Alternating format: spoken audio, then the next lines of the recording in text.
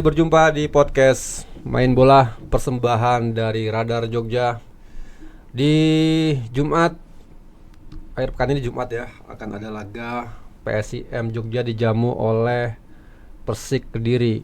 Dari informasi yang beredar akan ada kita belum pasti ya ini venue-nya di mana, karena nanti akan ditanyakan langsung ke Fahmi di mana laga tersebut akan berlangsung. Dan seperti kita tahu bahwa Persik ini di 3 pertandingan terakhir ini bermain cukup baik ya, kalau bisa dibilang jago kandang. Terakhir mengalahkan Dewa kalau nggak salah ya, sama Dewa imbang ngalahin Bali United 2-1 ya kalau salah. 3-2. Oh ya 3-2. Terakhir ngalahin Bali. Dewa imbang, ini artinya bahwa Persik Kediri ini akan menjadi batu sandungan bagi PSIM Jogja di laga nanti. Sebelum ke Fahmi, saya tanya dulu ke analis kita Pak Nanto, bagaimana nih Pak laga di Jumat besok Pak? Ya, ini sudah dipastikan di Gelora Joko Samudro Gresik. Jadi Ya. A-League ini sudah ada rilisnya. Pertandingan nanti dipindah ke Joko Samudro. Dan ya kalau di Joko Samudro ini nanti berarti mungkin tanpa penonton ya. Kemungkinan tanpa penonton. Ya, ini bisa jadi akan menjadi keuntungan bagi PSIM. Cuma Van Gastel itu beberapa kali ngomong kalau main tanpa penonton kepastiannya sulit untuk untuk tampil maksimal gitu, karena kayak latihan gitu kan, nggak ada banyak yang diharapkan dari pertandingan tanpa penonton, kata Van Gastel gitu. Nah ini yang perlu diperhatikan juga besok. Harapannya kan main di Brawijaya, cuma karena Brawijaya ini kan Persik dan PSIM ini ternyata punya riwayat yang kurang bagus ya selama 2019 mereka kalau nggak salah ya, salah satu momennya. selama mereka bertemu ini jadi kerusuhan di Stadion Brawijaya saat itu, sehingga Polresta Kediri tidak mengeluarkan rekomendasi pertandingan. Akhirnya dipindahlah ke Joko Samudro Gresik ini. Dan ini 2 kali kemarin tuh Persik juga pernah memainkan laga home di sana, menghadapi Madura sama menghadapi Persebaya. Ya, jadi ada keuntungan dan kelebihannya sendiri kan. Keuntungannya mungkin lapangannya nanti akan lebih baik, karena kemarin kita lihat waktu menghadapi Dewa itu pertandingan sempat terhenti lama. Dan lapangan tidak kondusif karena terguyur hujan dan becek. Bakal banjir gitu kan, sehingga nggak memenuhi syarat. Nah, lapangan yang jelek seperti ini akan membawa pengaruh besar sebenarnya bagi bagi PSIM, karena PSIM ini selalu memainkan pertandingan itu dengan bola-bola pendek menyusut tanah ya, mereka jarang sekali umpan-umpan langsung dengan bola-bola lambung, sehingga nanti pasti akan kesulitan kalau main di lapangan yang nggak bagus. Nah,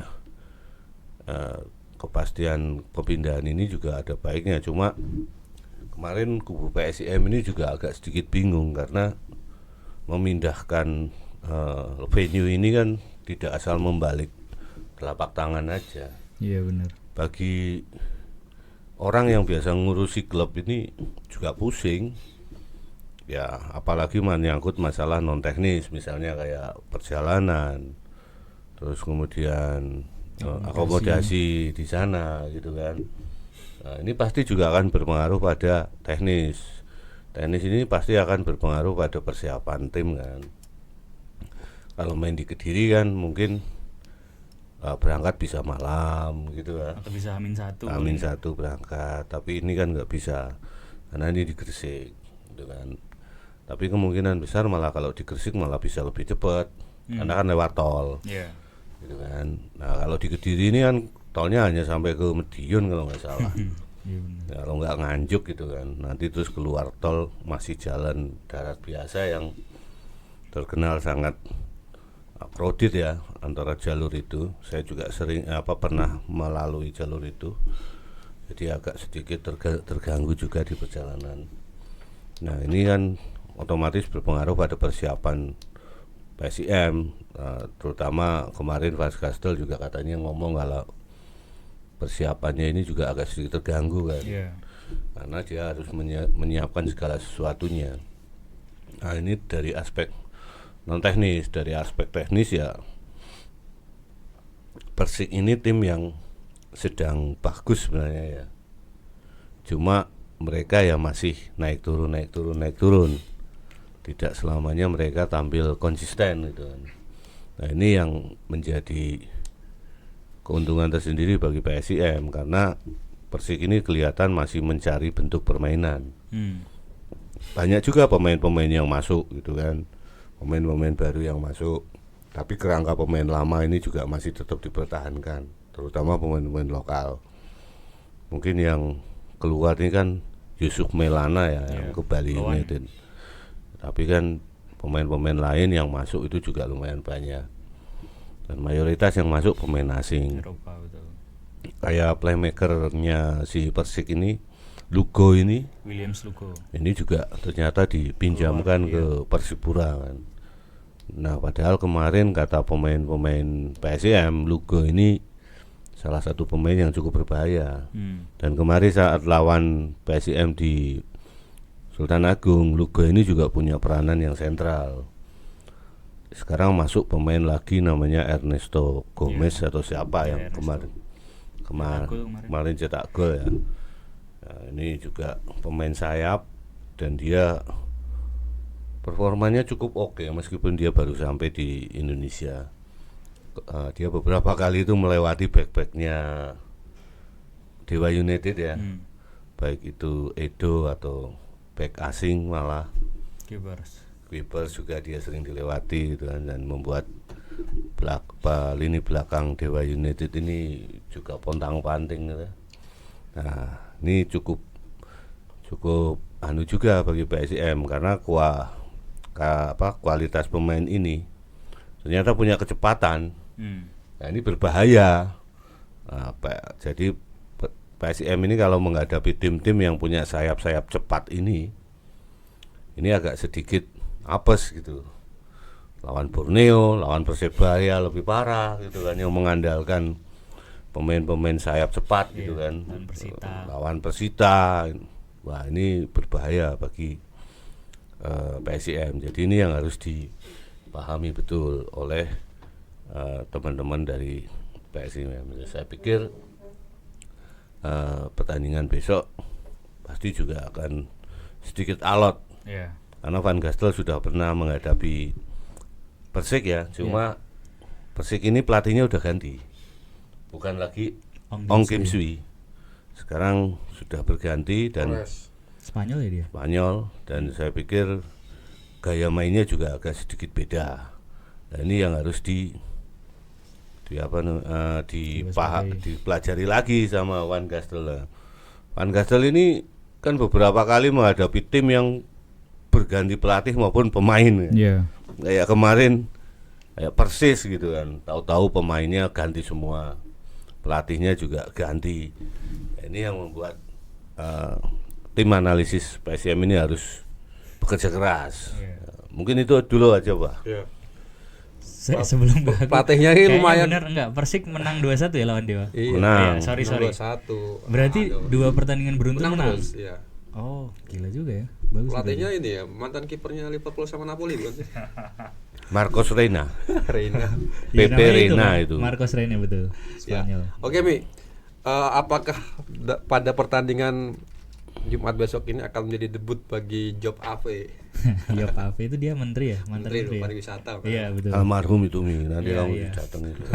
Dia kalau kemarin di sesi latihan terbuka memang sempat wawancara dengan Van Gastel dan dengan Yopnya langsung. Besar kemungkinannya memang untuk debut karena kondisi fisiknya memang sangat aman dalam tanda kutip, tidak ada isu, tidak ada cedera atau permasalahan sama sekali. Proses adaptasinya menurut Van Gastel ataupun Yop juga sudah semakin bagus. Dia kurang lebih sudah 2 minggu intensif ikut latihan. ketika aku tanya ketika nanti Yop dimainkan dia akan mengisi back tengah atau di left back karena dia bisa main di dua posisi itu. Van Gastel sih bilang kami merekrut dia untuk memasangnya di posisi center back. Jadi dia akan di center back dipasangkan dengan Franco. Terus di left back atau back kiri yang sebelumnya reguler diisi Reva, besar kemungkinan akan diisi Yusaku, dan prediksiku ini akan jadi skema baru yang akan dipertahankan sampai akhir musim selama para pemain ini tidak cedera.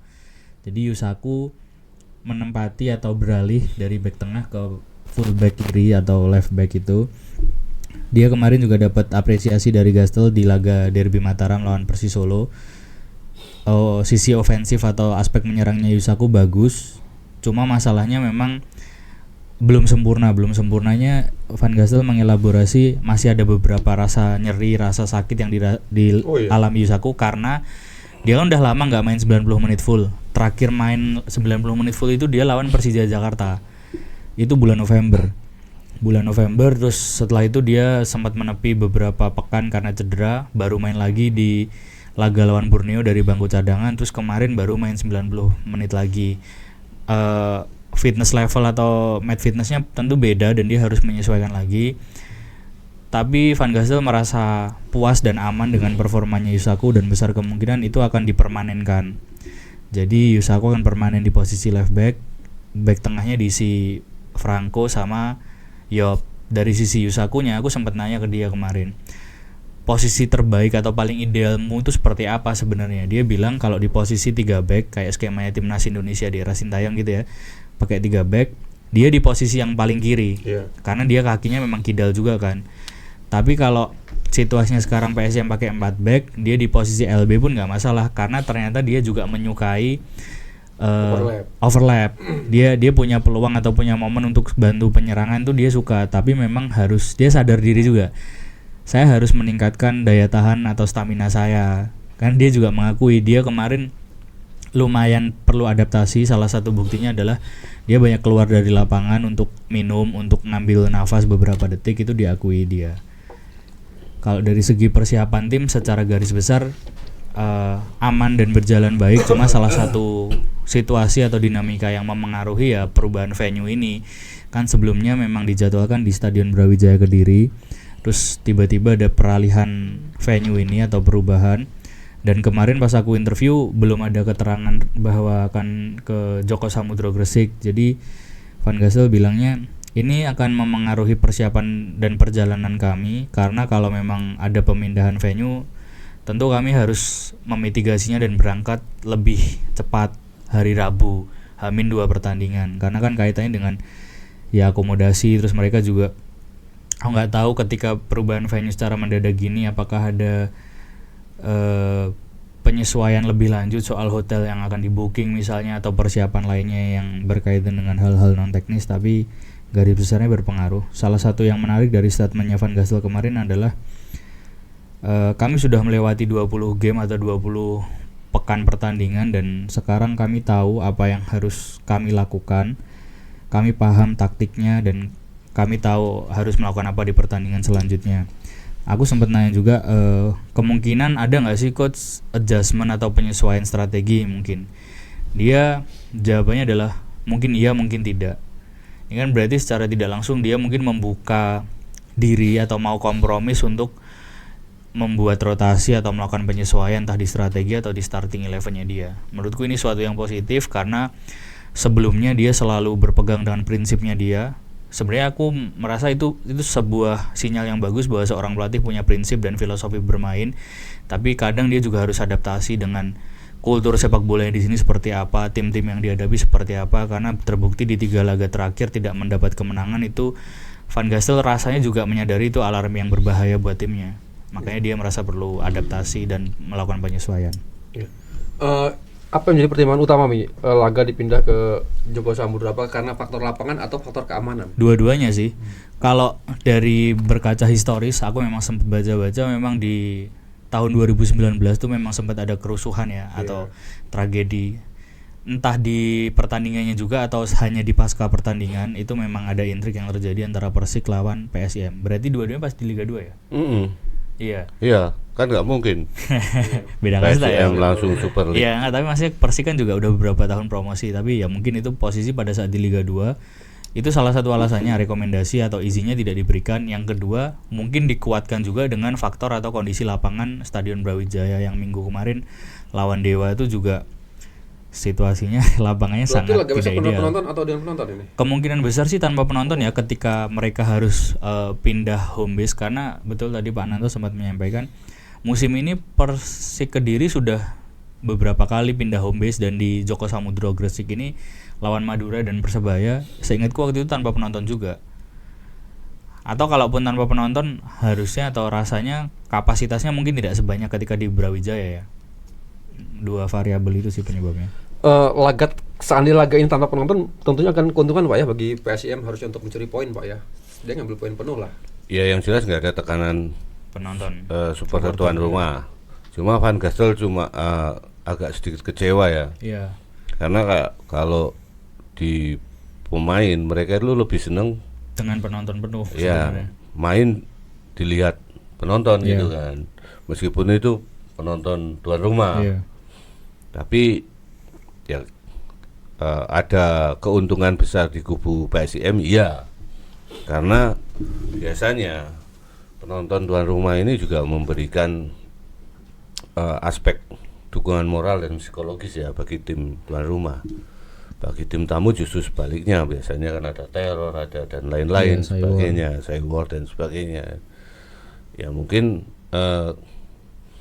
besok keuntungannya ya main tanpa penonton ini menjadi beban dari PSIM nggak terlalu berat. Mereka hanya fokus di lapangan saja, tidak fokus untuk menghadapi nyanyian supporter Iya. gitu kan. Ya saya pikir ini bisa menjadi hal yang cukup bagus bagi PSM untuk mencuri kemenangan ya. Jangan mencuri poin lagi lah, mencuri kemenangan Iya. lah. Ini sudah di 4 pertandingan nggak pernah menang ya Mi. 3 pertandingan. 3 pertandingan terakhir. 3 pertandingan nggak pernah menang, meskipun di 1 pertandingan kemarin Imbang. hanya imbang. Tapi imbangnya ini kan di tuan rumah. Iya. Itu menang lawan Bayangkara ya? Terakhir lawan Madura 3-0. Oh iya Madura, di Madura ya. Iya. Lawan Madura itu sudah bulan Desember ya Mi. Itu pekan pertama, Januari. pekan 17, pekan terakhir pokoknya putaran pertama. Dan pertama Januari berarti. Iya. Ya. Januari ini Iya, sudah kayaknya. Februari, udah 1 bulan lebih. Iya. Udah lah ya 4 pertandingan kan udah 1 bulan nih. Iya betul. Ya ini harusnya lebih fight lagi untuk bisa meraih kemenangan, dan ini terbuka ya.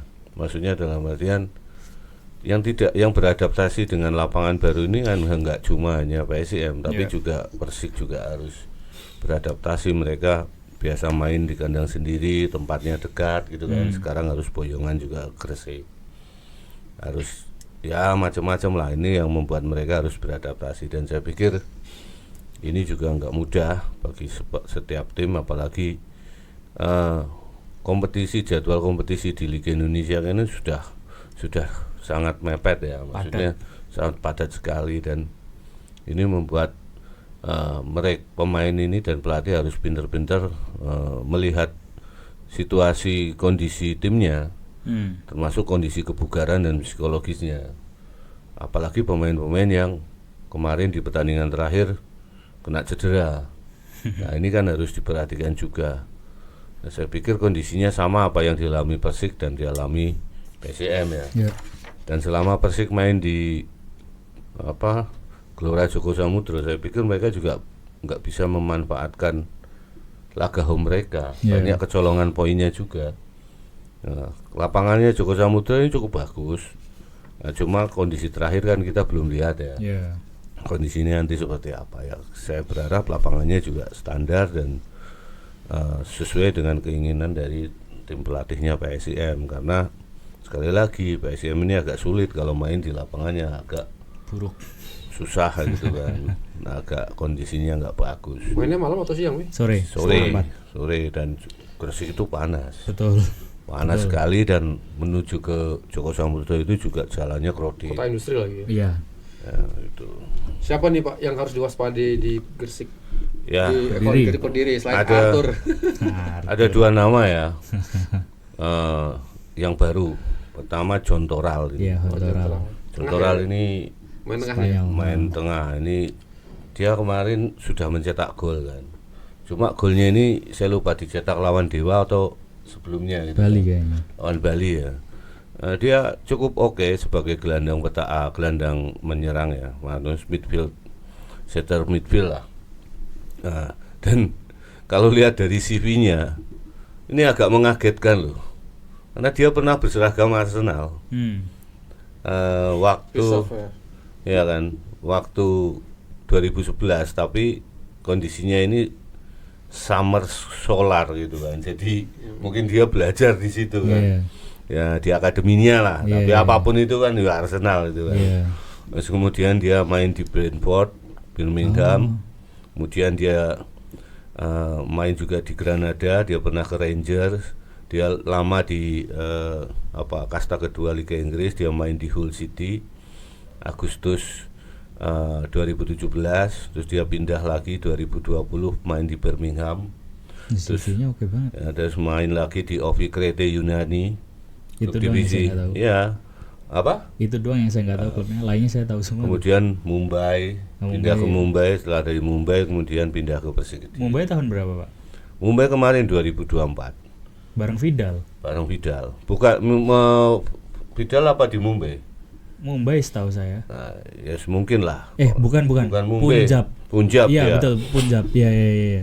Tapi mungkin pernah berhadapan mungkin kalau di kasta tertingginya kan. Ya, dan Iya, saya iya, pikir ini sesuatu yang menarik ya bagi pemain ini gitu, main di Liga Indonesia dan statistiknya sih cukup oke.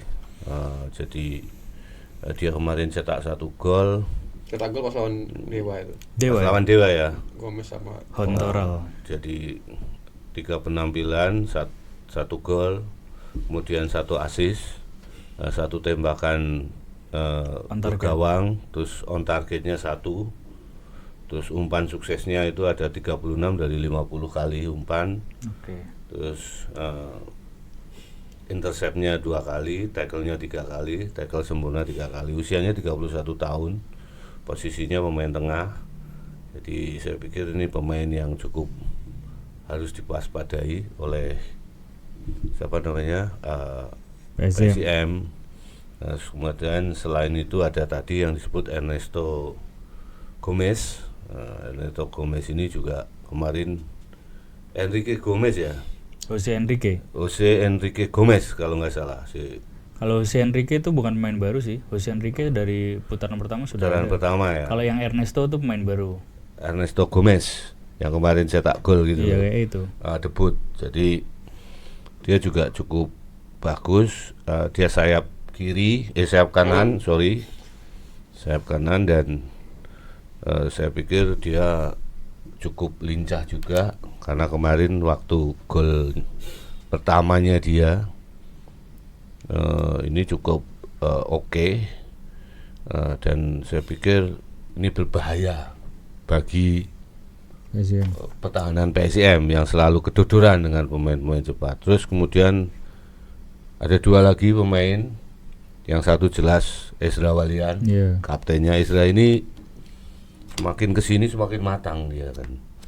Mungkin di Persik dia punya keleluasaan ya, tekanannya nggak terlalu besar dari tim saat ataupun di- supporter iya. gitu kan. dari Persib ya. Persib Bandung dulu betul. Waktu di Pressure-nya. Persib Bandung memang kan pressure-nya sangat tinggi. Sekarang di Persik dia menjadi kapten Iya. dan kematangannya luar biasa. Kita lihat waktu menghadapi PSIM kemarin dia juga punya peran yang cukup besar waktu gol balasannya. Iya. Persik Kediri ke gawang PSIM ya. Ini pemain ini kualitasnya di lapangan semakin bagus. Apalagi dia udah lama di Liga Indonesia sehingga dia sangat mengenal betul bagaimana gaya-gaya permainan tim-tim yang ada di Liga Indonesia dan dia kan juga akar sepak bolanya dari Belanda. Betul. Nah, tentu juga dia paham kan dengan gayanya Van Gastel Jong ini. Ajax ya dia apa Utrecht ya? Ya, pokoknya Saya Ajax. dia cukup lama lah, terus kemudian dia naturalisasi, pindah ke PSM, Persib, dan sekarang di Persik ini Iya. dia mulai tampil bagus, terutama untuk asis-asisnya ya. Dia Salah cukup, satu terbanyak untuk pemain lokal. ya dia cukup oke lah. Terus yang berikutnya ada Jose Enrique. Iya. Ini sudah 20 pertandingan yang dia mainkan, 8 gol, asisnya 1, tembakannya ke gawang itu 34, tembakan tepat sasarannya 17, tackle-nya 5 kali, intercept bagus, persisnya 8, sapuannya 9. Dia belum pernah kena kartu merah, dan ini yang harus diwaspadai juga oleh PSIM. Dan Enrique ini sudah pernah berhadapan ya kemarin. Iya, putaran pertama. Nah, sekarang dia ditopang oleh tadi itu Ernesto Gomez sama Ezra. satunya yang Ya, Hontoral di tengah. Toral ya, yang di lini tengah. Ini jadi kelihatannya Persik ini punya materi pemain asing yang kualitasnya juga cukup bagus. Iya. Beda dengan putaran pertama ya. Sekelas Lugo aja udah dilepas kan. Sekarang muncul pemain-pemain yang punya kualitas baru, dan saya pikir ini akan menjadi tantangan tersendiri bagi PSIM. Apalagi mereka punya pemain-pemain yang cepat. Belum lagi sekarang Supriyadi ini juga masuk. Iya. Supriyadi ini beberapa kali juga tampil bagus, terutama dari bangku cadangan ya. Dan dia juga punya kecepatan, dia main di sayap juga. Nah, ini yang harus dipahami betul oleh pemain-pemain PSIM. Bagaimana caranya mereka nggak kebobolan gol bodoh lagi. Mungkin itu, Pak. Iya. Dan yang harus diwaspadai juga adalah nama mantan ketua KPK, M. Firly. Di posisi apa dia? Nggak, tapi kayaknya ngelihat pemain sorry, asing gimana? Saya mau nanya dulu, Wi. Dengan dipermanenkannya Yusaku ya di posisi LB, kemana Reva? Dijual. Apakah akan jadikan gantinya Anton Fase di sayap kiri? Di sayap kiri enggak lah. Dijual. Enggak sih kalau dijual. Ya kan karena memang sekarang mungkin yang belum tahu bursa transfer kan sudah ditutup dari tanggal 6 kemarin. Musim depan dijual. Nggak tahu kalau musim depan. Tapi kan ini masih ada 14 pertandingan ke belakang.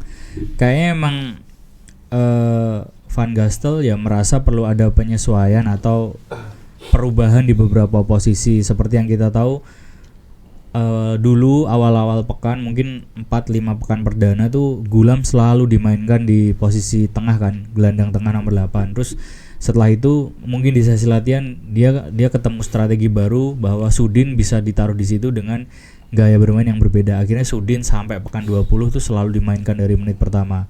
Nah, Yusaku ini menurutku formulasinya juga kurang lebih sama kayak gitu, ditemukan atau secara tidak sengaja atau sengaja ya diuji coba kan, terus ternyata cocok dan rasanya akan dipermanenkan. Seperti itu juga yang terjadi di posisinya Sudin tadi. Terus Abioso juga rasanya sekarang sudah mulai dapat kepercayaan. Kemarin pertama kalinya Abioso main dari menit pertama. Secara pribadi subjektif ya, aku sih lebih prefer cara mainnya Abioso daripada Corve kalau di compare. Lebih efisien, lebih simple, dia lebih bagus akurasinya, walaupun secara power Abioso belum terlalu menunjukkan itu di beberapa kesempatan, tapi akurasinya oke, kiri kanan hidup. Terus aku tadi mau ngomong soal ini sih, pemain asingnya Persis terutama di putaran kedua ini kan mayoritas dari Spanyol. Aku cukup meyakini mungkin karena relasinya Arthur Irawan, apalagi dia memang pernah menimba ilmu di Spanyol juga kan, terus pelatihnya juga Spanyol. Kayaknya hampir semua, bukan hampir semua ya, 3 atau 4 nama asing yang didatangkan baru nih semuanya berkeluarga negaraan Spanyol. Dan nggak tahu, scoutingnya juga oke banget, bisa dapat Hontoral yang CV-nya kayak gini dari Hull Birmingham 2 kali ya Pak tadi. Birmingham sekali. Mereka cuma main tok sana dolan. Ya betul, tapi maksudnya oke lah, bisa dapat scouting kayak gitu. Sementara di PSIM sekarang asingnya sangat variatif dari negaranya, dari tipikal bermainnya. Justru sekarang yang paling dominan asingnya dari Belanda, ada 3 orang. Yang sayangnya untuk sekarang yang tersedia memang hanya 1, justru si pemain baru Joop van der Averth. Untuk Doni itu progresnya sudah semakin baik dan positif, terus sudah latihan bersama tim keseluruhan, sudah duel fisik. aku nggak tahu, kayaknya Van Gastel tinggal nunggu sedikit lagi sampai dia 100% pulih. Kalau Anton masih latihan terpisah sama tim dokter atau apa ya istilahnya. Pokoknya dia tim medis, dia latihan terpisah tapi sudah pakai sepatu bola karena sebelumnya dia masih pakai sepatu running gitu. Harlan juga sudah oke. Jadi untuk sekarang yang masih perlu pemantauan atau proses menunggu lebih lanjut untuk segera kembali ke tim hanya Anton. Kalau Corvée sudah membaik, sudah latihan dan dia itu yang mau dijual ya. enggak, Pak. kalau dia pulih, apakah Sudah saatnya pulih. pulih 100%, apakah Abioso akan digantikan Corvée atau memang di situ tempatnya Abioso di Kalau bagian kiri? ngelihat situasi pertandingan besok ya, rasanya kok Corvée lagi yang akan dimainkan. Loh, Corvée katanya nanti di sayap luar nih, Luar lapangan ya. luar lapangan. Cocoknya di situ aja lah. Kecuali mungkin nanti Corvée akan dicadangkan kalau misalnya Doni sudah pulih. Itu prediksiku ya, karena tiga pemain asing sudah diplot di belakang, mereka sudah mengamankan tempat lah, bisa dibilang Franco Ramos, Joop van der Aver dan Yusaku ini sudah jaminan main lah. Di bek kanan nanti Raka. Nah, tinggal opsinya kan antara di tengah sama depan yang harus diutak-atik siapa pemain asing yang harus dicadangkan dulu, karena kan dari regulasi maksimum yang bisa main bersama 7 pemain asing. Kalau kamu lihat pengamatan latihan terbuka kemarin seperti apa nih Job ini? Oke, dia maksudnya jadi kan kadang sesi latihan itu dibagi jadi 2 tim, terus kelihatan pakai rompi beda warna kan. Nah, kadang tuh bisa ngira-ngira oh ini kayaknya starting 11 dan Joop tuh masuk di situ. Jadi dia latihannya pakai rompi yang sama warnanya dengan Z, dengan Franco, Raka, Rahmatso. Ini kan pemain-pemain yang prediksiku wah ini sepertinya akan jadi starting. Terus yang menarik juga kemarin ada satu sesi latihannya PSIM di mana mereka kesannya kayak nyoba membongkar strategi low block. Jadi lapangan Mandala Krida itu kan panjang lapangan tuh berapa? 100 meter ya misalnya. 110. Ya 110. Terus setengah lapangan mereka main fokus di garis 16-20 meter dari gawang. Nyoba strategi low block hadap 4 back kayak gitu. Jadi beberapa penyerang kemarin ya kayak Corvée, Haljeta, Abioso itu mereka menguji cobakan strategi low block di area dekat kotak penalti. Menurutku ini penyesuaian yang bagus jika memang kemarin adalah uji coba strategi low block atau membongkar garis pertahanan yang rendah, karena sejauh ini memang Van Gastel masih kesulitan kan menemukan strategi jitu untuk membongkar low block. Kalau memang dia akhirnya mau melakukan itu kan berarti secara tidak langsung dia sudah mau kompromis kan, dan harusnya memang sudah harus kompromi karena dia sudah pernah menghadapi semua tim di Super League di putaran pertama, harusnya udah tahu peta kekuatan masing-masing tim. Masalahnya mungkin tadi benar Pak Anato sempat menyampaikan ada beberapa tim yang sekarang masih agak susah ditebak, kayak contohnya Persis Solo kemarin itu wajar kalau misalnya dia belum benar-benar nemu strategi jitu untuk mengalahkan Persis, karena Persis bisa dibilang membentuk tim baru, pelatihnya baru, skuadnya banyak yang baru, dan beberapa tim lain juga kayak gitu. Aku nyatet setidaknya ada 8 coach atau 8 pelatih yang dipecat sampai ya putaran pertama selesai kemarin. Jadi bisa dibilang ada 8 tim yang sudah mengganti formasi, mengganti taktikal dan strateginya, dan ini perlu penyesuaian. Salah satunya Persebaya di tangan Bernardo Tavares itu beda banget gaya mainnya daripada Eduardo Perez ya kalau nggak salah. Eduardo Perez Moran itu di putaran pertama, dan kemarin kerasa banget sangat kesulitan PSIS menghadapi Persebaya di tangan Tavares, dan semoga Van Gastel juga segera sadar dengan perubahan-perubahan yang terjadi di tim lain ini dan bisa segera adaptasi. Oke, Pak Nanto, kalau pengamatan saya ya mengamati PSIM bermain dengan musuhnya, tim seatraktif apapun saat ketemu PSIM juga pasti akan menerapkan low block. Iya. Kecuali kalau saya lihat tim Malut, Bali, Persija sama Dewa, 4 itu. Iya. Yang 3 ini kan hasilnya ketahuan ya, kalah gitu. Iya. Nah, apakah Persik ini dengan skuad Spanyolnya akan bermain sama nih? Makanya akhir-akhirnya memang tim-tim yang lawan PSIM juga template low block semua. Betul. Ya sama Pak. Sama itu. Jadi gaya main PSIM ini kan memaksa tim-tim lain untuk lebih menunggu bola. Iya. Karena PSIM ini memainkan bola itu kan dengan cepat. Iya. Perpindahan bola cepat. Jarang pemain-pemain PSIM ini kan melakukan dribble di tengah lapangan ya. kecuali ya 1-2 pemain kan. Itu pun dalam kondisi terjepit gitu kan. Dan sangat sulit untuk merebut bola dengan komposisi cara main seperti itu. Kecuali ada kesalahan individual atau kesalahan tersendiri dari PSIM. Baik itu umpannya nggak sampai, kemudian tembakannya meleset, miss, salah passing, ya kan, akhirnya bola berpindah. Nah ini yang biasa, yang selama ini kita lihat gitu kan.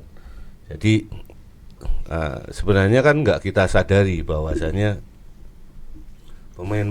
tim-tim yang menghadapi PSIM ini mayoritas itu gagal mendominasi, gagal merebut bola dari PSIM karena cara mainnya PSIM yang seperti itu kan.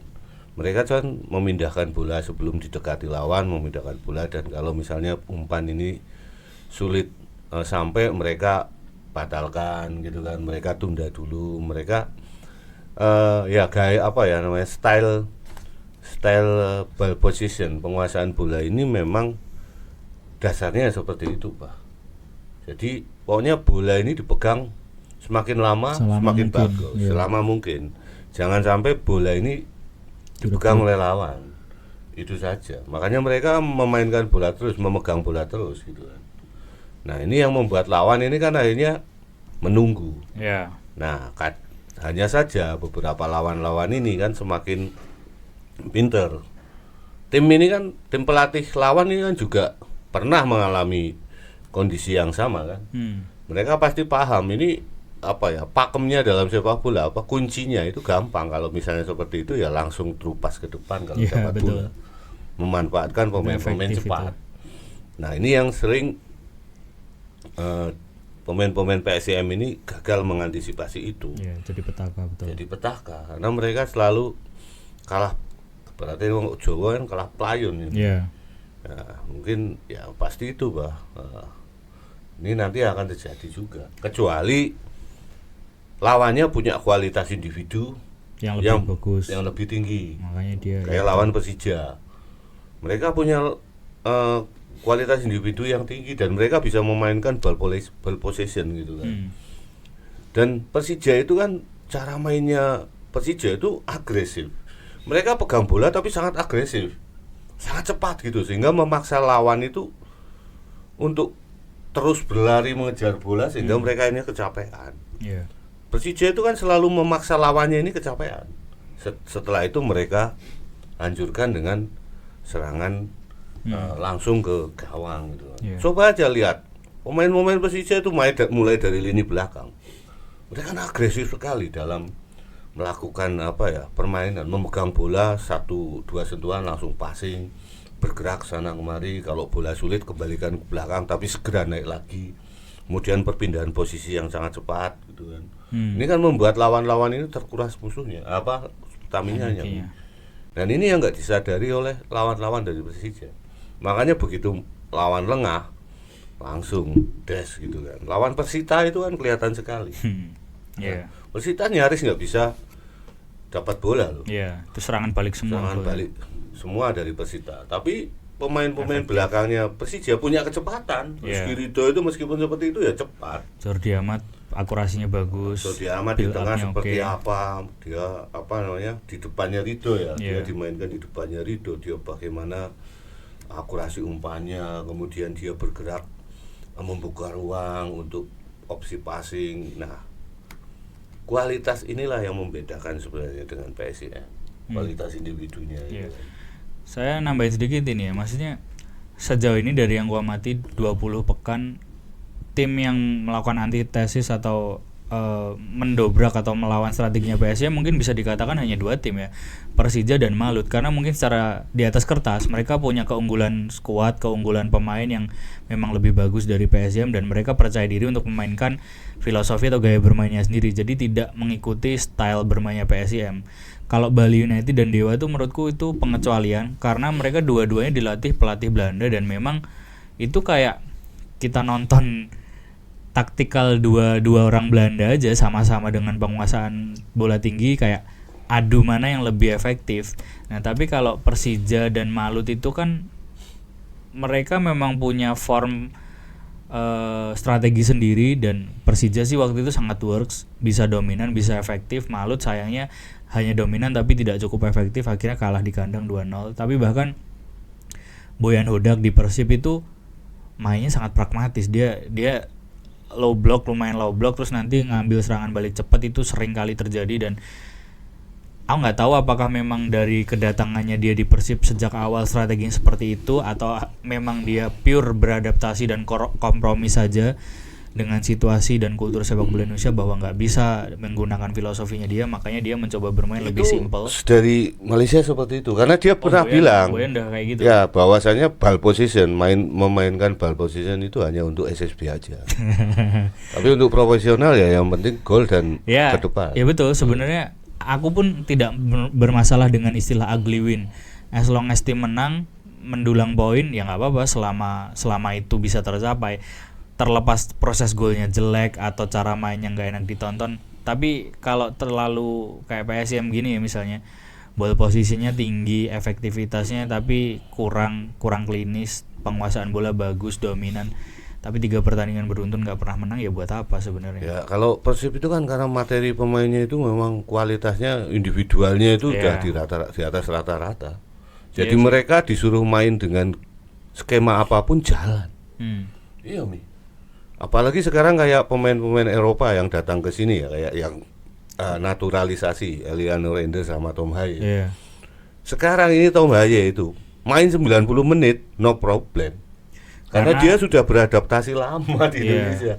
Jadi kalau nanti Tom Haye ini main di timnas ya, misalnya Piala AFF ya, kemungkinan besar ini pemain ini ngawu-ngawu ini. Oh ini kenceng nanti dia udah nggak bermasalah lagi dengan fisik kan.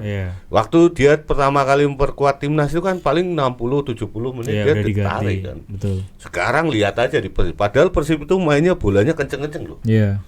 Dan dia Bojan itu mainkan gaya mainnya itu memang direct sekali loh. Iya, dari belakang langsung. Pokoknya kalau ada peluang ya dia nggak mengharamkan main long pass, tapi terukur gitu loh.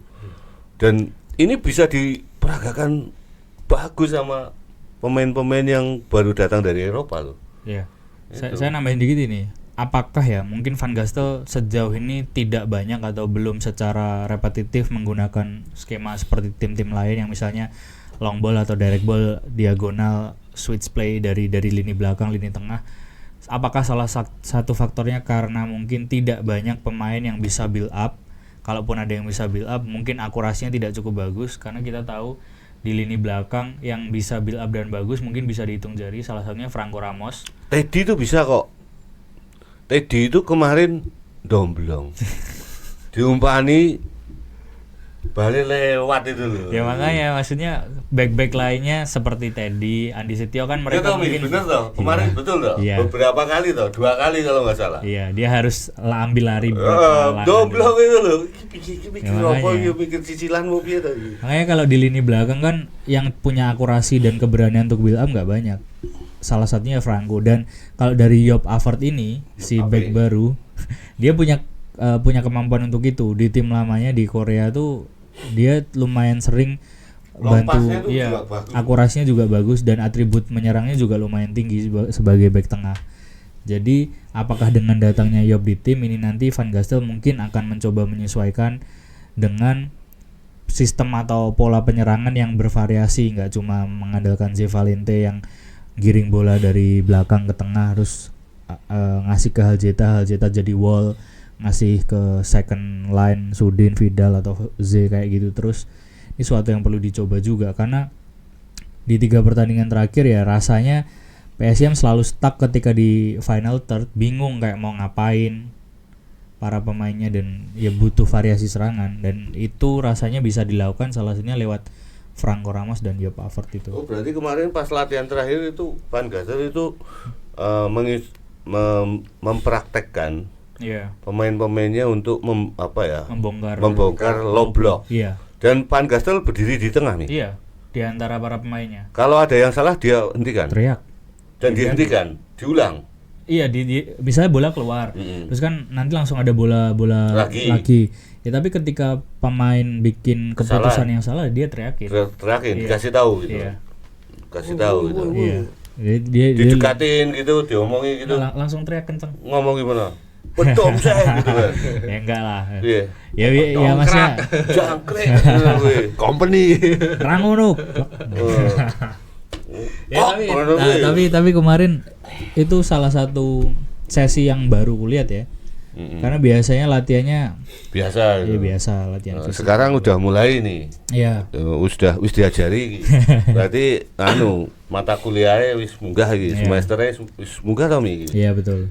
Sik Mi, aku tak tekok Mi, mau tanya. Dari dulu kan kita masih memperdebatkan nih. Apakah gayanya Van Gastel ini, cara mainnya, strateginya Van Gastel ini benar-benar sulit diterapkan oleh pemain-pemain PSIM, atau memang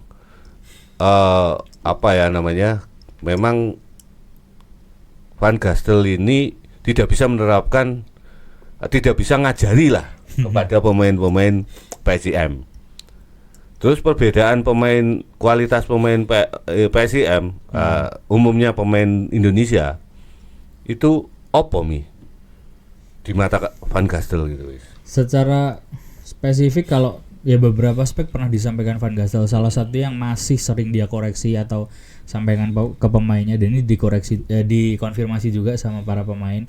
Saya kayak posisi fullback, Revadi di fullback kiri, Raka di fullback kanan. Aspek apa sih yang mereka harus tingkatkan atau diminta Van Gastel? Setidaknya ada dua yang mereka sampaikan. Fisik, yaitu keberanian untuk duel dengan winger dan pemain lawan, dan akurasi crossing atau passing. Karena mereka kan sering overlap bantu penyerangan, akurasinya harus ditingkatkan. Itu yang menjadi catatan. Terus kalau para pemain lainnya secara umum seperti Rahmatso itu kan salah satu perannya, dia diharapkan untuk bisa memenangkan second ball ketika ada scrimmage. Yang harus ditingkatkan dari Rahmatso adalah akurasi dan powernya. Karena sering Van Gastel sempat bercanda dalam tanda kutip. Waktu itu ada yang ngasih statistik 70 sekian tembakan yang on target hanya sekitar 20. Jadi 50 atau 40 sekiannya terbuang sia-sia. Para pemain saya banyak menyasar burung. Dia bercanda kayak gitu. Nah, berarti kan dia menyoroti akurasi tembakan para pemainnya ini masih sangat kurang, terutama dari lini tengah, yang mana itu harusnya bisa dioptimalkan dari bola kedua ketika ada scrimmage atau bola pantulan kayak gitu. Itu bukan cuma pemain lokal yang diingatkan, termasuk pemain asing, salah satunya Rahmatso itu. Tapi kalau dilihat dengan pola permainan lawan yang low block gitu, nggak ada peluang untuk melakukan shooting dari second line loh kayaknya. Iya, tapi kalau dengan catatan angka 5 pertandingan terakhir kalau nggak salah waktu itu 70 percobaan tembakan yang on target cuma 20 gitu loh Mas. Jadi kan berarti secara kalkulasi banyak sekali yang terbuang sia-sia atau tidak on target, tidak mengarah ke gawang. Ya itu termasuk mungkin dari lini depan yang kurang klinis. Haljeta tuh kita sama-sama tahu berapa banyak peluang yang dia dapat tapi nggak ada yang masuk di mungkin 6-7 pekan terakhir atau malah lebih dari itu. Dia terakhir nyetak gol kalau nggak salah juga pas lawan Persik Kediri, Haljeta. Nah kalau soal tadi pertanyaan Pak Ananto, apakah karena para pemainnya belum benar-benar bisa menerapkan karena memang kualitas dan visi mereka belum sampai di situ, atau Van Gastel yang mungkin tidak bisa mengejawantahkan maunya dia apa? Ya mungkin kombinasi dari dua hal itu. Dan itu pernah disampaikan Van Gastel nih? Ya pernah, salah satunya yang itu tendangan kami banyak menyasar ke burung, itu disampaikan di preskon. Aku lupa kalau nggak salah pasca game lawan Bayangkara kalau nggak salah. Terus tentang visi dan cara bermain pemain-pemain kita ini, pemain-pemain Liga Indonesia gitu, terutama pemain-pemain PSIM, pemain lokal gitu. Apakah menurut Van Gastel ini masih bermasalah nih? Salah satunya yang ditekankan adalah fisik, dan itu visi bermain. Nah, kalau fisik dulu, fisik. Fisik itu masih jadi concernnya tim pelatih ya. Karena beberapa pemain bukan mengeluhkan, merasa pola dan intensitas latihan itu memang berat dan intens. butuh fisik yang kuat. Iya, butuh fisik yang kuat untuk memainkan skema Van Gastel. Terbukti ya mungkin awal-awal pekan dia jarang melakukan rotasi atau pergantian pemain. Makanya para pemain dituntut untuk selalu memiliki fisik yang prima, menjaga daya tahan tubuh, endurance-nya dan segala macam. Tapi kalau visi bermain, Van Gastel sendiri tidak pernah secara gamblang menyatakan apa yang kurang atau apa yang merasa oh para pemain Indonesia tuh kurangnya di bagian ini, para pemain asing merasa kurangnya di bagian ini, itu belum. Kan nanti tanyakan Mi. Oh siap. Soalnya kan kelihatan sekali Van Gastel masih berhati-hati untuk mengubah komposisi. Iya. Salah satu alasannya sebenarnya ya satu fisik itu, terus dua kayaknya gini juga sih Pak. Ada faktor para pemain yang ada sekarang kan 95% mungkin bukan pilihannya dia kan memang. Tapi kalau misalnya itu bukan pilihan dia, tapi kalau intelijensi pemain Ya, ini football IQ-nya. sudah paham ya bagaimana cara memainkan sepak bola dan bagaimana menerjemahkan strategi, sudah terbiasa lah Iya. bermain dengan strategi pelatih, kan pasti nggak akan banyak mengalami kesulitan. Iya. Saya sih nggak mau mendiskreditkan pemain lokal, tapi konteksnya gini. Berapa banyak sih pemain di PSIM sekarang yang sudah pernah dilatih pelatih asing? Itu satu. Yang kedua, berapa banyak skuad sekarang yang sudah Tapi mayoritas itu ya sudah pernah dilatih. enggak, kalau dari yang Liga 2, Pak. Liga 2 itu banyak yang asalnya pernah dari Liga 1 Mi. Bukan, yang dari PSIM saja, yang dari tim promosi. Setidaknya kan ada beberapa pemain seperti Gulam, Seva, Teddy, Rio. Yang ini kan musim perdana mereka di kasta tertinggi kan. Dan selama di Liga 2 kan nggak ada regulasi pelatih asing kan. Vlado itu pelatih asing nggak bukan istilahnya? Vlado siapa? Vladimir Asing. Vujovic itu Asing. Bu?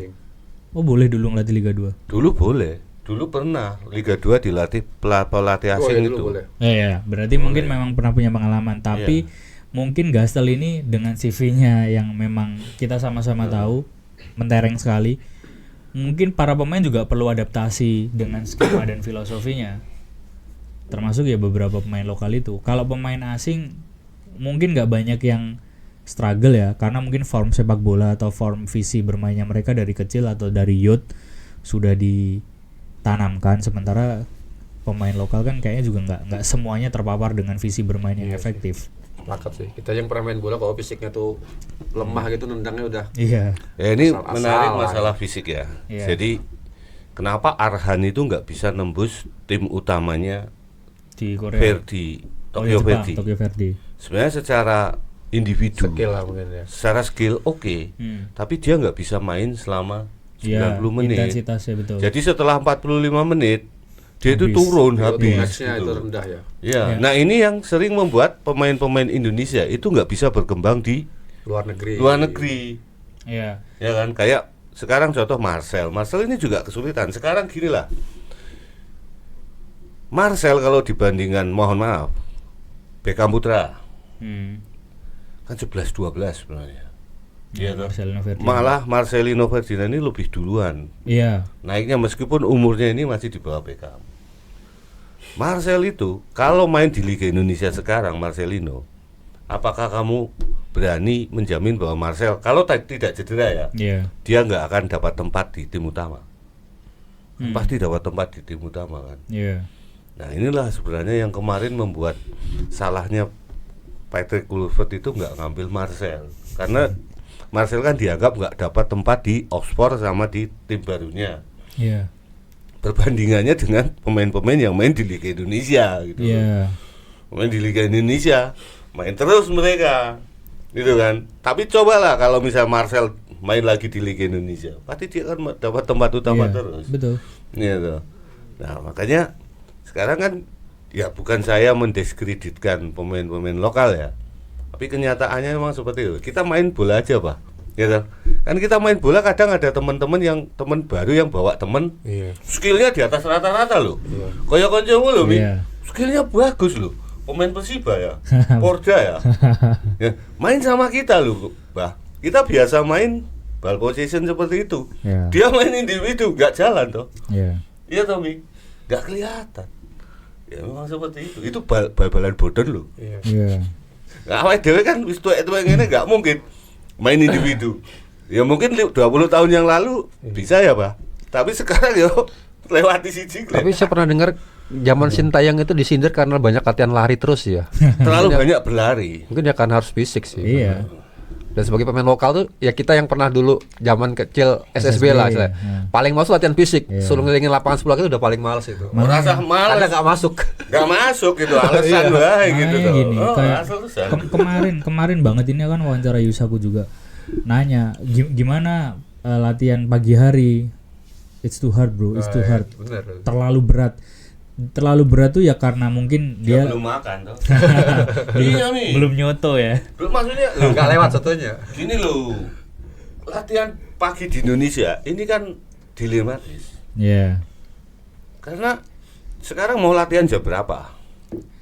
PSM kemarin biasanya kick off mulai latihan jam 8. Oke, jam 8. Pemain harus bangun jam berapa? Minimum jam 7 lah. jam 6. Nggak bisa nih. Atau harus lebih pagi betul Harus karena lebih pagi, dia harus sarapan dulu. setengah 8 harus sudah di Mandala Ya, biasanya untuk dan untuk kita kalau prepare. main bola makan itu makan besar. Makan besar ya Iya. dengan kalori besar ya. Itu maksimal itu 2 jam sebelum pertandingan. Setelah itu wah suduhan kita. Ya toh. Iya. Ya kita loh sepak bola amatir ya, pemain tarekam tok itu kan. Misalnya main jam 3, kita harus makan jam 1 kok. Ya. Main jam 3 mangan jam setengah 3 modar wetenge. Suduhan pas main. Nah, sementara kalau mereka latihan pagi, Yusaku pemain-pemain Eropa, pemain-pemain asing, masa mau mereka bangun jam 6. Jam 7.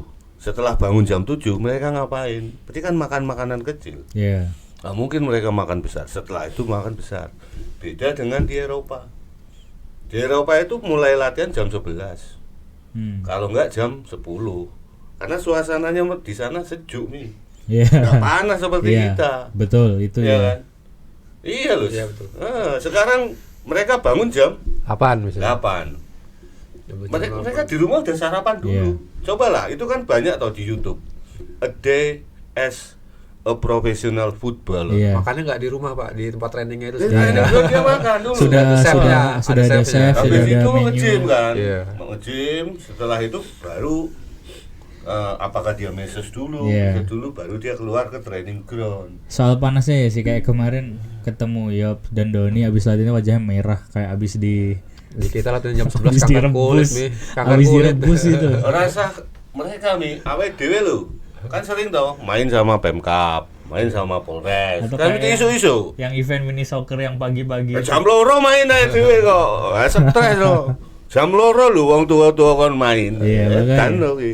Jam loro awan lho Ya kayak. itu dari keterangannya Yusaku kemarin bilang ini terlalu berat dan ya terlepas karena latihan pagi dan Gastel tidak mengendurkan latihannya, maksudnya karena pagi Intensitasnya ya, enggak. intensitasnya tetap sama, pagi sore makan padang kali ya. Ya tapi intensitas latihannya tetap disamakan. Jadi karena pagi mungkin pemain belum fit atau belum cukup Kalau nyawa nih kumpul gitu ya. Oke, cooling down yang lama gitu enggak, tetap sama aja di drill latihan keras. Bahkan beberapa 2 minggu lalu ya saya nonton latihan pagi juga tuh para pemain disuruh sprint dulu untuk mengawali sesi pertama, sprint dulu biar melek kayaknya. Tapi ya ini sesuatu hal yang positif, salah satunya endurance-nya terjaga. tapi banyak yang cedera nih. Tapi kan sebenarnya cedera iya sih, cedera latihan ya, bukan cedera pertandingan. Otot misalnya. Iya, betul. Cukup banyak kram. dan Kram itu nyeri. karena gini loh, kram itu kan karena dehidrasi nih. Iya. Itu karena mayoritas dehidrasi, kekurangan cairan Cairan, dalam betul. tubuh sehingga ototnya itu menjadi kaku. Nah, salah satunya apa? Karena kurangnya asupan itu. Karena terlalu tingginya intensitas latihan. Sementara panas. makannya, menunya itu kan makan di rumah masing-masing. Iya. Nah, kalau di Eropa itu sudah ada ahli gizi, gitu. Ini sama nambahin sedikit out of topic tapi saya nggak akan nyebut nama. Kayak ya soal nutrisi pola makan tuh kayak di timnas aja waktu itu. Siapa yang sempet rame gara-gara di kamar hotel masak mie itu? Iya, ada. Di PSM tuh kurang lebih juga sama. Pemain lokal ini tapi saya nggak akan sebut nama. Kayak kemarin habis latihan dia beli makanan di sekitar Mandala itu yang higienisnya jelas kita pertanyakan. Anu, Gizinya cilok juga iya yes, maksudnya cireng, iya kayak gitu-gitu. gorengan, Iya, ngono kuwi. di sekitar Mandala itu kan banyak yang penjual keliling itu kan. Ya kelilingnya ya paling kuwi tok. Kan lainnya dodol hamburger. Enggak. Saya juga pernah lihat kok itu pemain besar loh nongkrong di angkringan setelah latihan di UNY. Makanya Mas maksudnya juga kucing. Gocek. ya makanya maksudnya Habis latihan di UNY itu. pola mereka mungkin tidak punya kesadaran itu dan mungkin tidak ada yang Seseorang itu neng mes gue, delongan gue. enggak, saya kan gak nyebut nama. Ya tapi kan tetap ora iso neng mes, delongan Bukan. gue. Wah, ini kurang ajar iki. Loh, enggak, Kak. Jadi kan itu posnya saya ke parkiran, kebetulan bareng dia keluar. Terus kupikir dia langsung mau pulang juga, ternyata melipir beli jajanan dulu. Aku kuwi luwih mending nih. Zaman aku liputan tim saya dulu. Awal-awal itu kan di mes toh. Aku nek neng mes pemain-pemain itu wedi. Dok ketok rupane piye ngono. Ternyata apa? Ada pemain senior aku mlebu buka lawangan golek wong. Push langsung ini raine ngene iki karo aku. Aku ngomong Mas ora usah push, ora usah apa jenenge? Delin. Ora usah kuwatir, aku ki ora bakal nulis koyo ngono-ngono kuwi. Iya, Apa aku? itu saya juga nggak akan nulis atau nggak akan nyebut Tapi kan nama. ngomong iki. Betul, tapi kan saya nggak nyebut nama siapa. Nah, tapi kan ngomong kowe. Iya, Pak. Maksudnya gini. Seseorang untuk rono kowe. Enggak. Saya cuma ini Nah, aja. aku kan sudah beberapa tahun, Bi. Tapi Iya. tak omong kayak iki. Saya cuma concern aja dan kok ternyata masih kayak gitu tuh apa nggak ada warning misalnya dari tim pelatih do and don'ts-nya apa, jangan makan ini, jangan konsumsi ini, atau sebenarnya dibebaskan aja kan aku juga nggak tahu. Sebenarnya lebih kayak itu. Nang mes lho, Bah. Wong telu lho. Dut ngono. Aku yo melu, wis ora apa di. Kan gen aku Itu beyond ora juga lagi. ketok ora ketok ngandake kan aku yo melu udut ngono kuwi wae. Saya juga nggak kadang mau. ada yang main game mobile Nah. sampai malam, saya pagi itu ada. Itu enggak masalah. Ya itu oke lah, Begadang tapi loh, kan Pak. hah? Begadang loh. Begadang. Ya nek sesuk prai ra apa. Ya begadang masih debatable lah, kecuali besok misalnya nggak ada program latihan off day gitu. Ya. Nah itu kan nggak gini loh Mas. Yang soal makan atau mengkonsumsi Gorengan jajanan lah, gorengan. seperti itu ya. Wis sesuk ora entuk ning mes. Terakhir yang aku tahu Ora, yaitu ora pemain entuk timnas yang masak stadion. mie di kamar hotel itu kan. Terus kok aku akhirnya ngelihat langsung, tapi aku juga nggak bereaksi apa-apa. Aku ya biasa aja, cuma lihat, cuma dalam kepala mikir, oh kok nggak diawasi atau masa dia nggak punya kesadaran terhadap dirinya sendiri. Sesuk deloken ora entuk rono wis dipastikan wis. Enggak lah. Ae dhewe sesuk ora entuk berita. Tapi kayak udah biasa mereka pemain-pemain yang main ke Jogja itu pasti kadang-kadang mereka makan di pinggir-pinggir ini kayak biasa nikmatin angkringan tuh kayak udah. Iya. Ya makanya kan lumrah lah. Makanya kita kan dulu selalu ngomong bahwasannya klub sepak bola ini kan sebenarnya kayak sebuah perusahaan gitu ya, yang punya tempat sendiri. Maksudnya apa namanya, sumber daya, aset yang terbesar dari klub sepak bola ini apa sih? Kan ya pemain sebenarnya. Iya. Pemain lah, pemain ini kan harus diurus, gitu kan? Diurus seperti apa? Ya sehari-hari diurus betulan. Maksudnya dari makan dan sebagainya ini semuanya harus disediakan juga oleh tim itu. Gitu Harusnya kan. ya. Ya nggak kayak seperti kita, kayak ya kita sama perusahaan, tapi kan kita maksudnya nggak mengandalkan kerja kayak pemain-pemain itu. Ya ada kita mengandalkan fisik, tapi kan teman-teman kan. Iya. Paling kan nek misalnya padu ning dalan liputan ra entuk terus gelut ngono kan, mung ngandalke fisik gitu kan. Urung tau gelut ning lapangan guru-guru liputan ya, Mi. Enggak. Aku iki kerep mi dhisik, Mi. Wah, anyel kayak tenan gitu kan. Nah, sekarang kan tim ini kan harus di maintenance betul. Iya. Makanya makan pagi apa, menu apa dan sebagainya. Terus dan mereka pemain profesional ya. Ya itu poinnya tuh sebenarnya itu. Dan bayaran ini mungkin 10 kali lipatnya gaji kita per bulan loh. Iya. Lah itu Iya. maksudnya concern saya tuh mereka tuh pemain profesional di kasta tertinggi sepak bola Indonesia sekarang. Iki wis ngomong wis mulai lho kowe. Iya Pak, maksudnya Mulai. ini kan Sesuk saya ora entuk ning enggak, nang bukan. stadion kowe. Saya kan ini keresahan pribadiku aja. Maksudnya mereka pemain profesional dan to be fair aja lah. Karir profesional tuh sampai umur berapa sih? Misalnya para main sekarang umur 25. Indonesia 42 masih main nih. Beto ya. Wah, ini siapa? Siapa? Boas. Boas?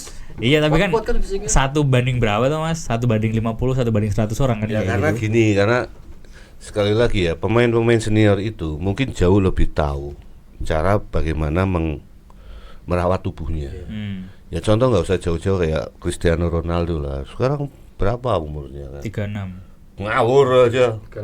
36 sekitar 36 itu Messi. berarti 38, dia selisih 2 tahun pokoknya. Dan dia hampir 40 tahun loh. Iya. Dan dia ngomong kalau 40 tahun dia masih pengen main bola. Iya. Dan dia fisiknya lihat aja. Iya betul Pak, tapi maksudnya berapa banyak sih yang worknya kayak sebanyak atau seintens Ronaldo kan juga nggak semua pemain kayak gitu etosnya loh maksudnya. Ya kan sudah kelihatan sekarang banyak yang dari U19 dulu yang juara Iya, AFF. sekarang pada kemana kan? Mana runtuh semua Iya, sekarang kan, makanya. tinggal beberapa. Kayak Evan Dimas ditemuin ngerokok tau gak videonya yang dia kayaknya udah nggak main kan sekarang Evan Dimas. Ngelatih sekarang. Oh iya ngelatih yang di desa-desa itu ya? Iya. Iya. Dia kan ditemuin sambil ngopi sambil ngerokok itu. Ya kan sudah pensiun. Iya betul, Sudah tapi pensiun, kan nggak di apa-apa. usianya teman-teman seangkatannya masih banyak yang berkompetisi kan sekarang. Ya itu sebenarnya kekhawatiranku tuh. Ya seseorang untuk neng Mas. Dulu kan wae. Karir. Sesuk pemain nek ketemu kowe anyel kowe makan-makan ngomong masih di mes. gitu. Makan-makan masih di mes. Makan siang itu di mes masih. Nggak ada setahu. Ya jane usah diomong kemi ngono. Kan nggak semua pemain di mes. Oh iya. Kayaknya malah hanya sebagian kecil Kalau kok yang dulu di zaman mes. saya PSIM Jogja Perjuangan tuh ini. Semuanya di makan. mes? Iya di mes itu disediain ayam Enggak, goreng, sambel, lalapan. Sebenarnya nggak perlu dimeskan, Pak. Cuma kan begini, maksudnya harus ada tempat kayak kita mau latihan, kayak training ground itu kan isinya macam-macam di situ ada fitness. Ada tempat fitness, ada tempat makan, ada kolam renang, kemudian yang berhubungan dengan kebugaran itu. Nah, pemain datang ke situ kayak datang ke kantor gitu loh, Yeah, makan dulu. Kayak sekarang kan kayak klub-klub nggak perlu misalnya membangun training ground yang baru, tapi memanfaatkan sarana stadion yang ada. Seperti contoh kayak Persib Bandung. Iya. Persib Bandung itu Siliwangi ya. bukan di GBLA, di Latihan di. Iya. Iya, di Sa- GBLA. sebelahnya kalau nggak salah. Di GBLA itu kan ada lapangan pendamping. Oh itu. Itu yang buat latihan. Nah, untuk tempat ngumpulnya pemain itu di beberapa ruangan yang ada di GBLA. Kan banyak ruangannya. Sama di Persebaya juga. gitu, ha. Persebaya juga memanfaatkan GBT. Kenapa Mandala Krida nggak dimanfaatkan? Dibikinlah yang lebih leg gitu, lebih apa namanya, lebih Di dekatnya gitu. tidak, itu kan banyak toh di bawah tribun itu kan ada ruangan-ruangan banyak Mi. Oh, iya. Ya iya. dimanfaatin aja gitu kan, dimanfaatin misalnya untuk tempat makan, tempat fitness dan sebagainya gitu. Coba lihat di GPT, GBLA seperti itu. Ya kalau Persija kan punya tempat sendiri, Iya. Bali United punya tempat Iya. sendiri, terus kemudian apa namanya Dewa. di Dewa itu punya Iya. tempat sendiri. Nah sekarang tinggal kalau Persebaya itu kemarin kan alasannya untuk membangun seperti itu memang sudah ada rencana, tapi itu jangka panjang. Tapi kebutuhan untuk mengawasi pemain itu jauh lebih mendesak. Nah sekarang diambil langkah tengah, jalan tengah, yaitu menggunakan fasilitas GBT. Jadi GBT itu di bawahnya itu, di ruang-ruang bawah itu sudah dipermak bagus Mi. Bahkan ada tempat untuk pemain beristirahat atau tidur siang di situ. Jadi pemain datang misalnya pagi jam 8 atau jam 7, udah mereka langsung ganti pakaian dari rumah ya. Dari rumah atau dari mes mereka langsung ganti pakaian, di situ bisa sarapan, ngopi, ambil ngobrol dengan teman lain, kemudian nge-gym, fitness atau berendam gitu. Situ ada semua. Terus nanti latihan sebentar, habis latihan mandi, makan siang, habis itu tidur di situ, nggak perlu pulang lagi ke rumah. Karena GBT itu jauh. Iya. Terus sore nanti setelah bangun tidur bangun siap-siap untuk latihan sore.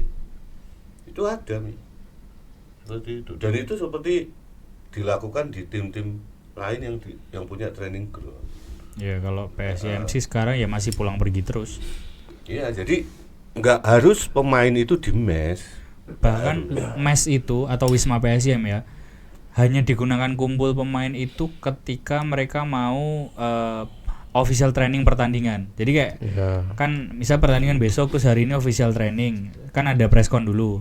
Nah setelah preskon tuh biasanya Gastel mengumpulkan para pemainnya untuk briefing dulu di Wisma, baru nanti berangkat latihan bareng. Ya. Tapi kalau latihan harian langsung ketemu di lapangan, jadi bawa mobil atau kendaraan pribadi, banyak juga yang bawa motor sih. Nah, kecuali kalau mau main, kalau mau away ya. Iya, karena berangkat dari Wisma tuh.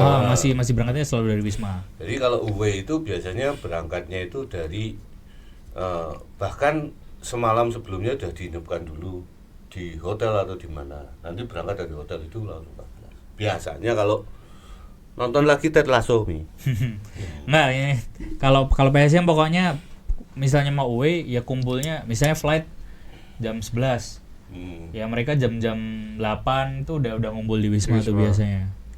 Tapi memang Wisma itu udah nggak ada yang tidur sana atau masih ada? Ada, masih tapi nggak banyak pemain lokal ya. Dan beberapa staf pelatih. Oh gitu. Dan tidak ada ya tadi tidak ada makan Tradisi. siang bareng gitu, tradisi makan siang Nggak bareng. ada sih setahu. Kalau dulu zaman saya tuh zaman liputan sana ada Mi. Jadi kalau ada sisa dong. catering tapi kalau ada sisa gitu teman-teman wartawan diajak Mas makan Mas. Enggak ada sama sekali. Pokoknya ya kan Itu zaman di sini. Ya. kan kelihatan banget Wisma tuh kalau rame masih berarti berjuang.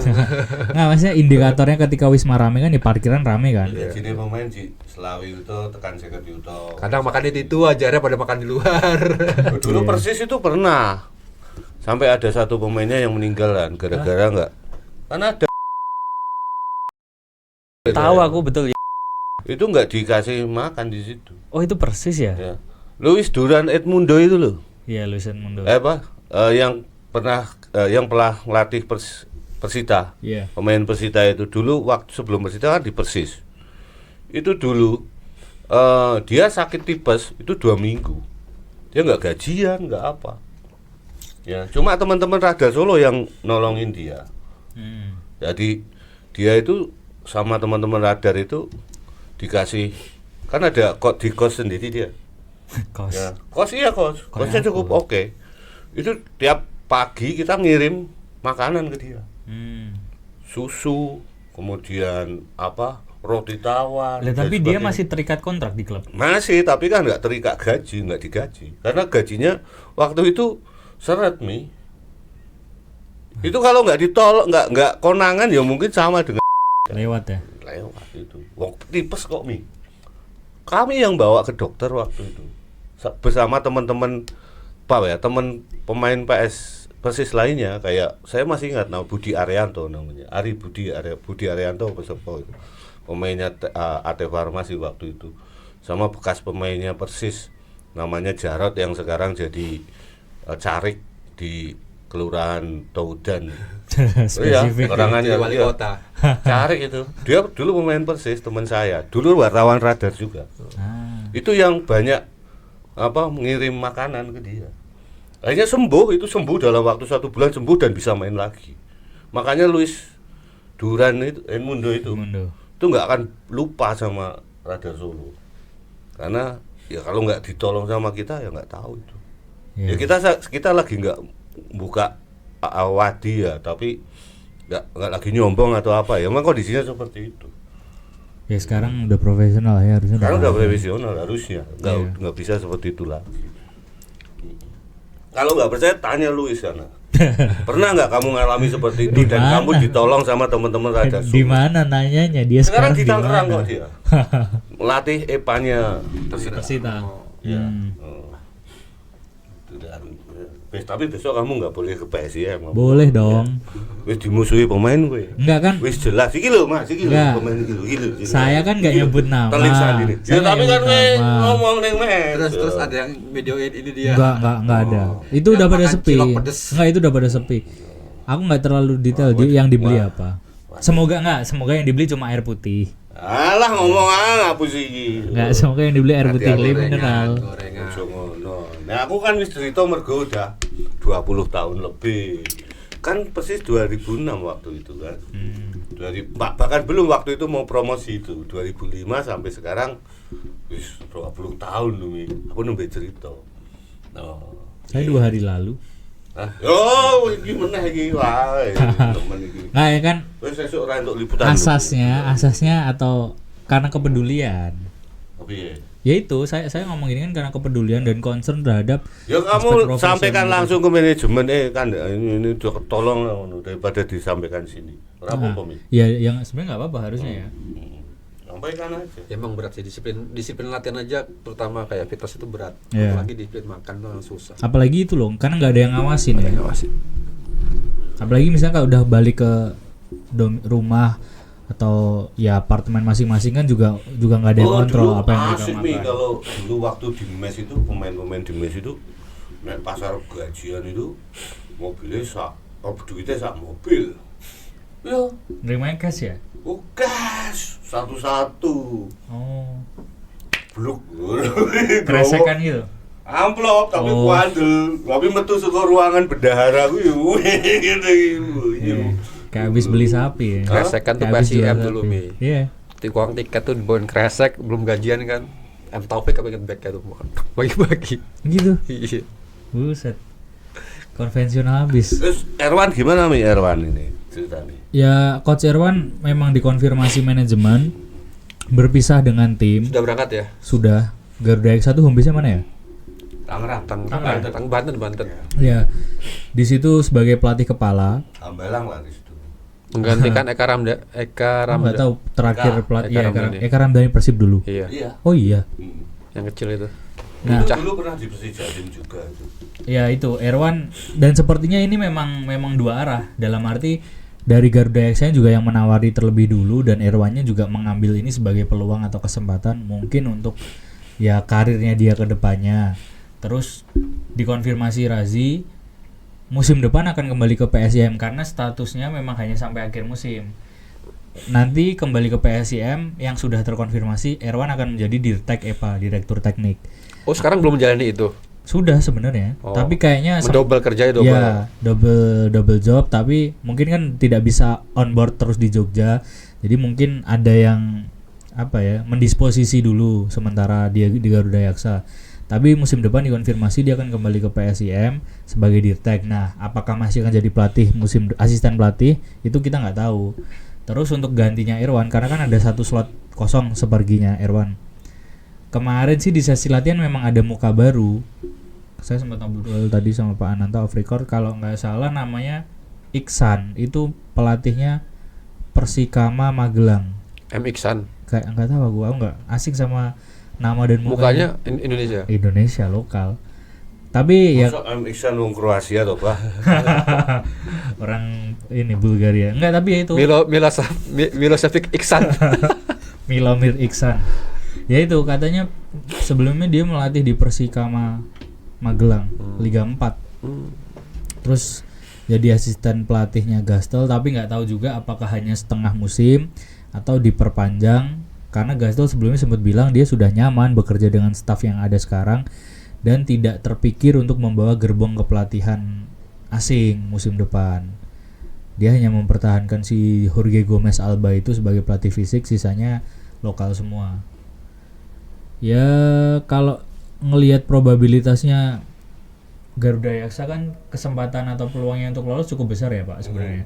Nah, apakah Garuda Yaksanya juga mau melepas Erwan ketika misalnya mereka berhasil promosi atau enggak, itu kan jadi pertanyaan lagi. Terus di samping itu waktu itu kan sempat memang rame katanya Erwan akan dalam tanda kutip disekolahkan ke pelatihan AFC. ya Tapi lisensinya. kan belum buka. Ya, itu belum buka.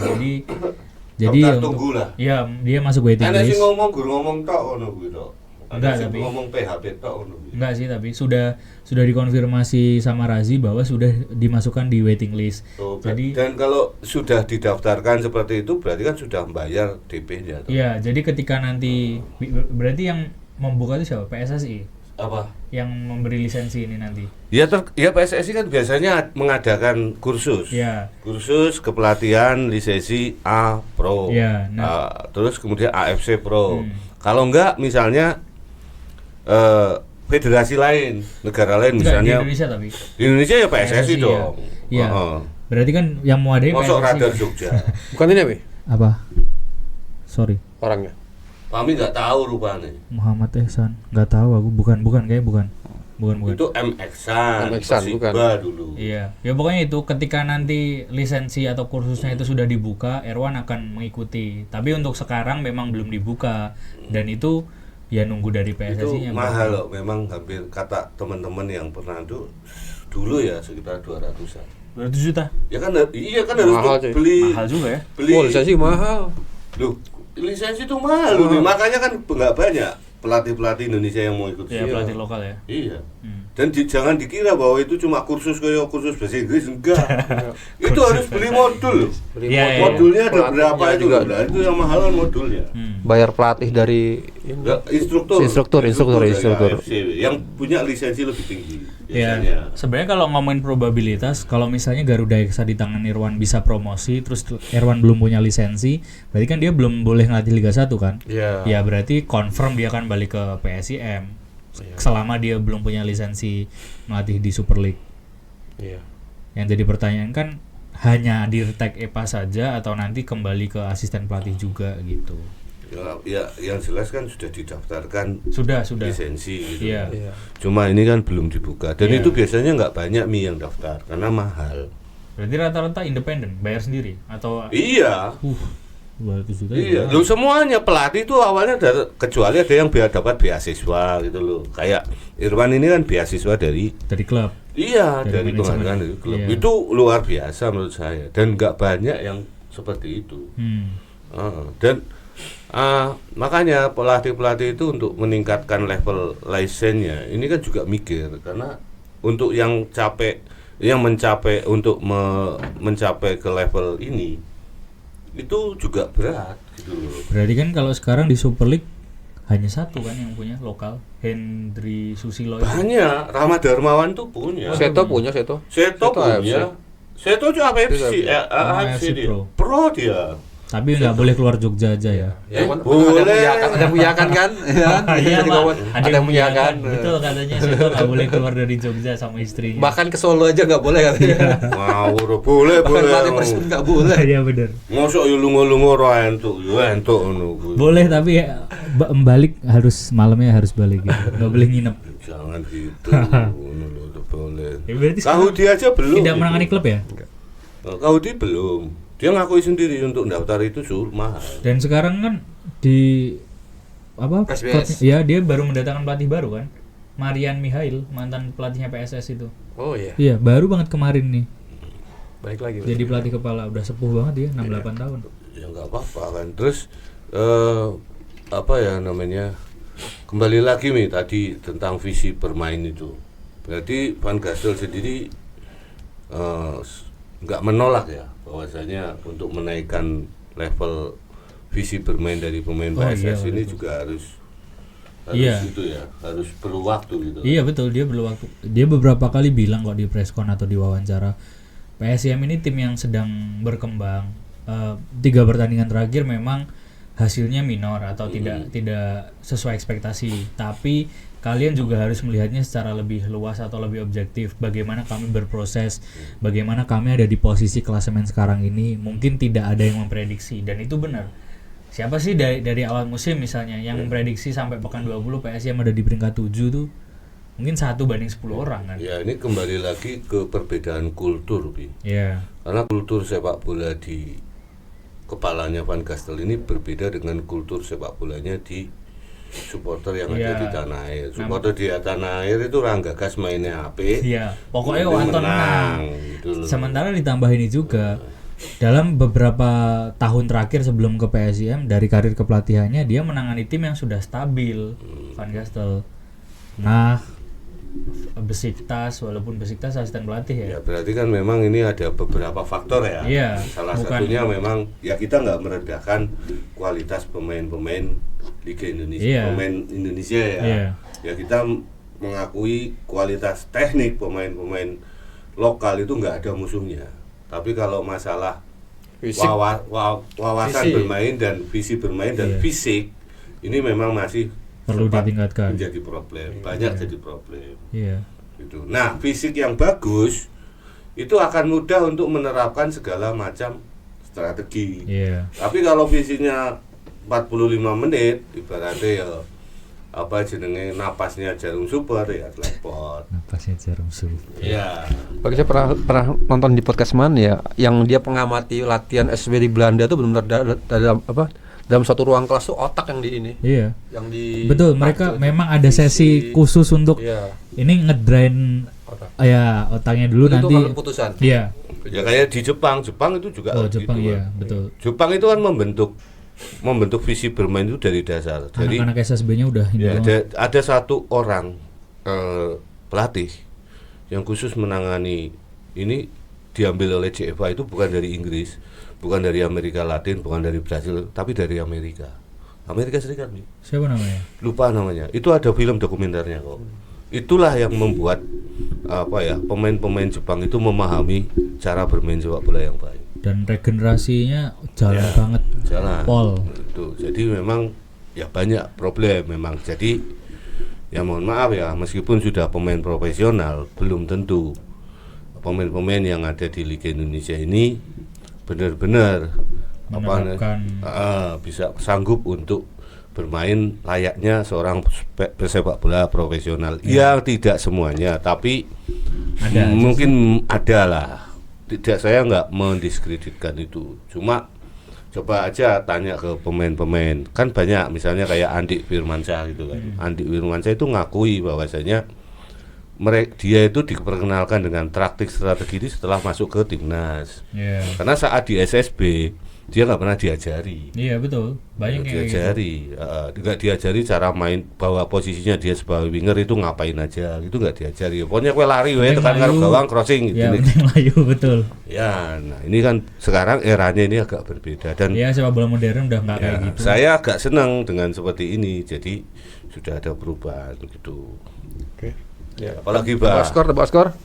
Oh ya, kemarin ada, kita kan ngasih hadiah nggak cuma untuk yang tebak skor, tapi yang unik. Komentarnya unik. Gitu. Sudah ada belum? Sudah ada belum? Ya kalau belum besok aja. Nanti Komentarnya unik tuh gimana? ya supaya unik, menarik, apik lah. Apakah itu kita pilih nanti? Kayaknya ada tuh yang dia membedah soal. Iya, menarik gitu, nggak apa-apa. Menarik. Dan kita ada ruang diskusi bagus. Ya, kita menghargai ya apa yang disampaikan oleh teman-teman netizen lewat komentar, kita menghargai semua. Asal tidak menyinggung SARA. Kalau SARA kita nggak bisa toleransi, atau membuli seseorang kita nggak bisa toleransi itu. Asal tidak menyinggung SARA dan menyinggung saya. Nggak apa sih, saya disinggung. Saya disinggung ya ora apa-apa kok. Aman. Ora masalah, aman saya, nggak masalah kok. Ya, tapi menarik komentarnya jadi bagus-bagus. Ya, bagus-bagus, dan ini ruang kita semua untuk saling bertukar pikiran ya. Ini kan negara era demokrasi. Ya kan? Dan enggak apa-apa, maksudnya kita semua punya pendapat dan punya pemikiran. Kan semakin banyak perbedaan, semakin bagus.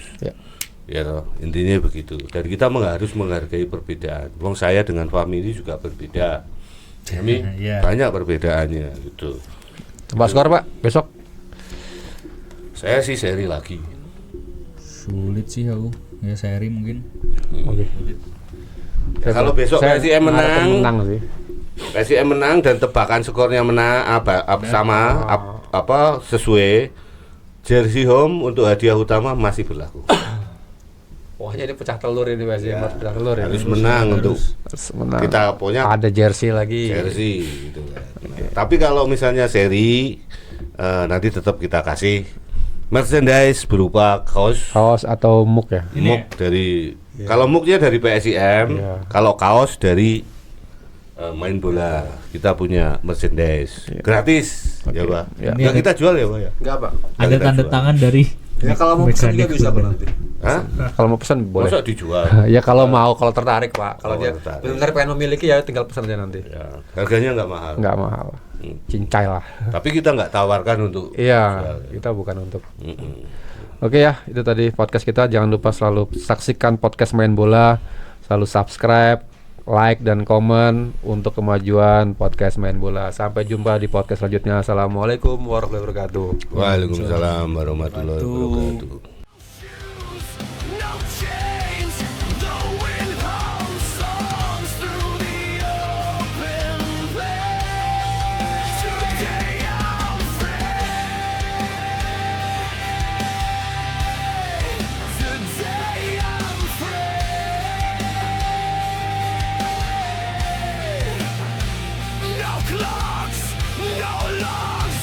Just got you back.